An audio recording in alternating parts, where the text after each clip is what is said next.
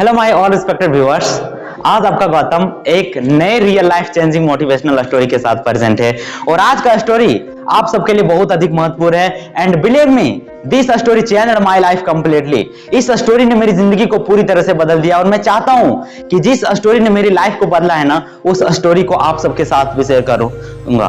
और मैं आपको बताना चाहता हूं कि मैं उन्हीं सब स्टोरी को आप सबके साथ शेयर करता हूं जिस स्टोरी ने मेरी जिंदगी में कुछ बदलाव लाया है। और आज का यह स्टोरी बताएगा कि यदि आप किसी दूसरे के जान के बारे में यदि अब सोचोगे ना, तो आप अपनी जिंदगी में कुछ भी प्राप्त कर सकते हो। आप जहां कहीं भी जाओगे ना, आप वहां सफल होकर के आओगे। So now let's start this story. यह स्टोरी स्टार्ट होता है सन 1893 में, जब अमेरिका के शिकागो में स्पीच ऑर्गेनाइज किया गया था और सभी देश के लोग वहां गए थे और भारत की ओर से प्रतिनिधित्व करने वाले थे स्वामी विवेकानंद जी। और जब वे जा रहे थे ना, उनके जिस दिन वो स्पीच देने के लिए जाते हैं, उनका पहला दिन, वो अपने माँ के पास जाते हैं और अपने माँ के पैर को छूते हैं और कहते हैं कि हे माते, आप मुझे आशीर्वाद दीजिए कि जहां मैं जा रहा हूं मैं वहां सफल होकर के आऊं। उसके बाद उनकी माँ कहती है कि बेटा, मैं तुमसे कुछ परीक्षा लेना चाहता हूं। उसके बाद स्वामी विवेकानंद जी कहते हैं कि हे माते, आप ऐसा मेरी क्या परीक्षा लेना चाहती है माँ। उसके बाद उनकी माँ कहती है कि बेटा, सामने चाकू रखा हुआ है, कृपया तुम चाकू मुझको दो और मैं उस चाकू से फल काटूंगा और उस फल काट करके मैं तुमको दूंगा। उसके बाद स्वामी विवेकानंद जी चाकू को देते हैं और उसके बाद उसकी माँ कहती है कि बेटा, अब तुम जहां कहीं भी जाओगे तुम सफल होकर के आओगे। अब तुमको इस पूरी दुनिया में कोई नहीं हरा सकता है। उसके बाद स्वामी विवेकानंद जी पूरी तरह से उसको कुछ समझ में नहीं आते हैं और कहते हैं कि हे माते, आपने ऐसी मेरी क्या परीक्षा ली माँ, जो आप मुझे कह रही है कि मैं जहां कहीं भी जाऊं मैं सफल होकर के आऊंगा। उसके बाद उनकी माँ ने बोले कि बेटा, जब मैंने तुमको चाकू मांगा ना, उस समय तुमने चाकू को खुद धार की साइड को पकड़ा और मुझे लकड़ी की साइड को दिया। तुम खुद ही सोच करके देखो, जो दूसरों की जान के बारे में इतना सोचता है, भला उसे जिंदगी में कौन हरा सकता है। और उसके बाद इसीलिए कहा जाता है ना कि माँ की दुआ कभी खाली नहीं जाती है और माँ की दुआ कभी टाली नहीं जाती है। स्वामी विवेकानंद जी अमेरिका जाते हैं और जब वहां स्पीच देना शुरू करते हैं ना, तो उनका पहला शब्द होता है brothers and sisters of America, means America के भाइयों एवं बहनों।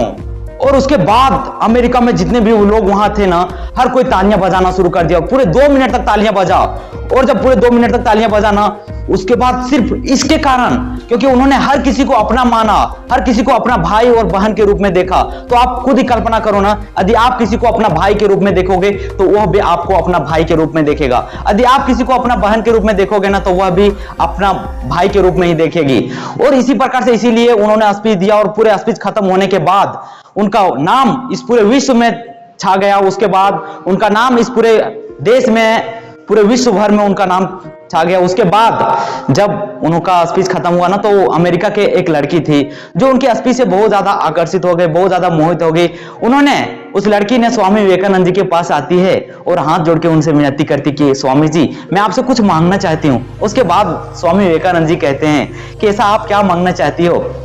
उसके बाद कहते कि मैं आपका जैसा पुत्र चाहती हूं। तो स्वामी विवेकानंद जी बोलते हैं कि इसमें बड़ी बात क्या है।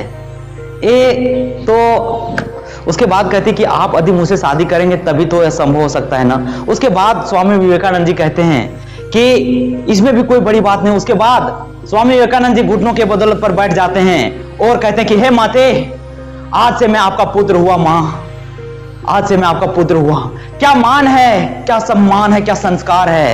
यदि इस प्रकार का मान, इस प्रकार का संस्कार यदि हम लोगों के पास भी आ जाए ना, तो हम सब भी अपनी जिंदगी में जो कुछ भी चाहते हैं वो प्राप्त कर सकते हैं। और मैंने आप सभी को बोला कि मुझे इस स्टोरी ने मेरी जिंदगी को पूरी तरह से बदल दिया। जब मैंने इस स्टोरी को पढ़ा था ना, उस दिन मैंने खुद से डिसाइड किया था कि जब तक मैं विवाह के बंधन में नहीं बंधा हूं, तब तक मैं हर किसी लड़कियों को अपने बहन के रूप में और अर्थात उसे अपनी देवी माता के रूप में देखूंगा। और बिलीव मी, उस दिन के बाद मेरी जिंदगी में बहुत सारे बदलाव आए हैं। मैं आपको यूं ही नहीं बता सकता हूं, इसीलिए मैं आप सभी को बताना चाहता हूं इस स्टोरी, स्वामी विवेकानंद जी की इस स्टोरी से मैं आप सभी को बताना चाहता हूं कि यदि आप किसी दूसरे लोगों की जान के बारे में सोचोगे ना, यदि आप किसी दूसरे लोगों के बारे में सोचोगे, उनके जान के बारे में सोचोगे, तो आप अपनी जिंदगी में जहां कहीं भी जाओगे आप सफल होकर के आओगे। यदि आप हर किसी को रिस्पेक्ट करोगे ना, तो आप अपनी जिंदगी में सफलता को हासिल करोगे।